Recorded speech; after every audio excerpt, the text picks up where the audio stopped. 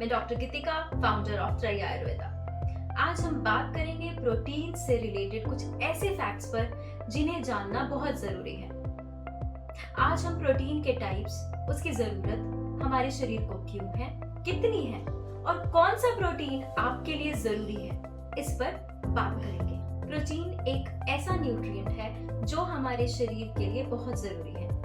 Protein की जरूरत हमारे शरीर में सेल ग्रोथ, शरीर को बनाने, वेट लॉस, मसल टिश्यू की रिपेयर, स्किन को स्वस्थ रखने, इम्यूनिटी को बढ़ाने जैसी कई प्रक्रियाओं को करने में सहायक है। आमतौर पर प्रोटीन की आवश्यकता हमारे शरीर में 0.8 ग्राम्स पर केजी बॉडी वेट के अनुसार होती है। प्रोटीन 22 प्रकार के एमिनो एसिड से बनते हैं, जिसमें 9 प्रकार के एमिनो एसिड हमारे शरीर के लिए महत्वपूर्ण है। बाकी बचे 13 एमिनो एसिड्स की जरूरत हमारे शरीर में बहुत ज्यादा नहीं होती है। अमीनो एसिड की पूर्ति वेजिटेरियन या नॉन वेजिटेरियन डाइट दोनों से ही हो जाती है। आमतौर पर माना जाता है कि प्रोटीन मांसाहारी चीजों में ज्यादा पाया जाता है, पर यह एक बहुत बड़ी गलतफहमी है। अगर आप शाकाहारी हैं तो आपको आसानी से पर्याप्त मात्रा में प्रोटीन प्राप्त हो सकता है, जैसे सोयाबीन, पनीर, दाल, ड्राई फ्रूट, दूध, मूंगफली। इसके अलावा कई सब्जियों में भी भरपूर प्रोटीन होता है, जैसे मटर, पालक, शतावरी, मशरूम, फूलगोभी, ब्रोकली या स्प्राउट्स। आप बेफिक्र होकर वेजिटेरियन रहकर भी प्रोटीन डाइट एंजॉय कर सकते हैं।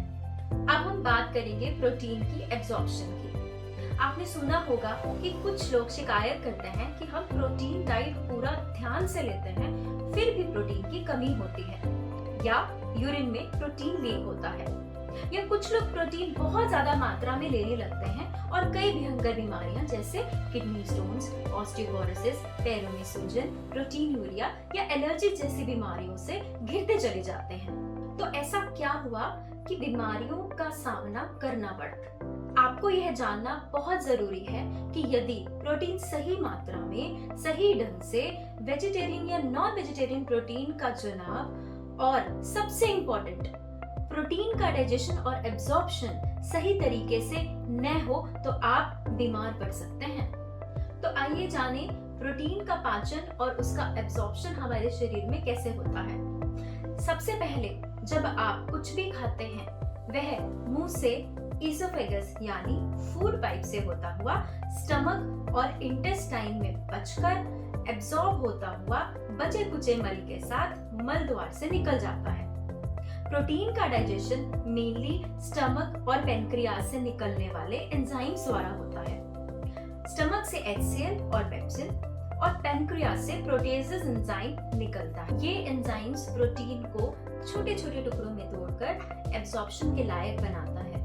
यदि स्टमक से प्रॉपर HCl या पेप्सिन ना रिलीज हो या डिफेक्टेड रिलीज हो तो प्रोटीन के पाचन की प्रक्रिया बिगड़ जाती है और धीरे धीरे करके भयंकर बीमारी जैसे liver failure, kidney failure, autoimmune disorders, diabetes, hypertension, body pains, osteoporosis का रूप ले लेती है।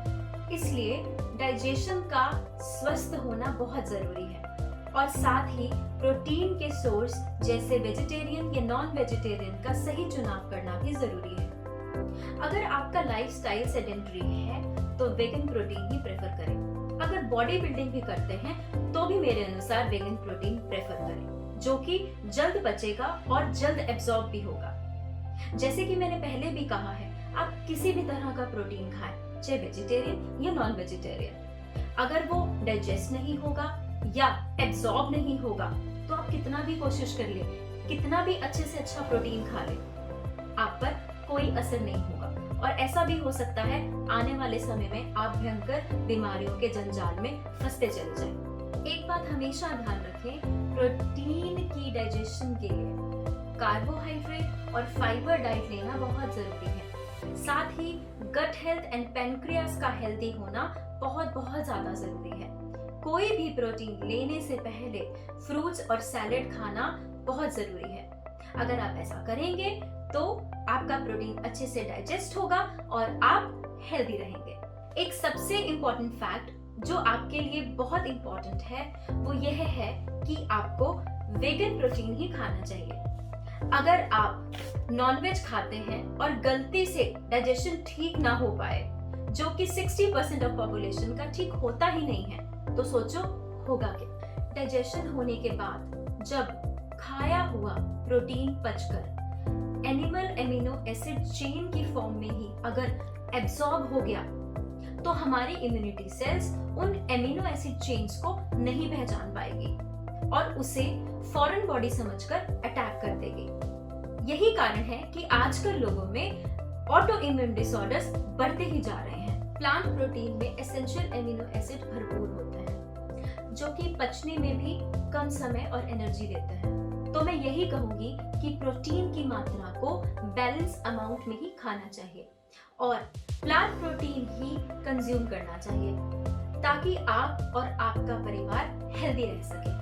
आज हमने बात की प्रोटीन्स पर और प्रोटीन्स के मिथ्स एंड फैक्ट्स पर। मुझे विश्वास है आप समझदारी से अब अपने प्रोटीन डाइट का चुनाव कर पाएंगे।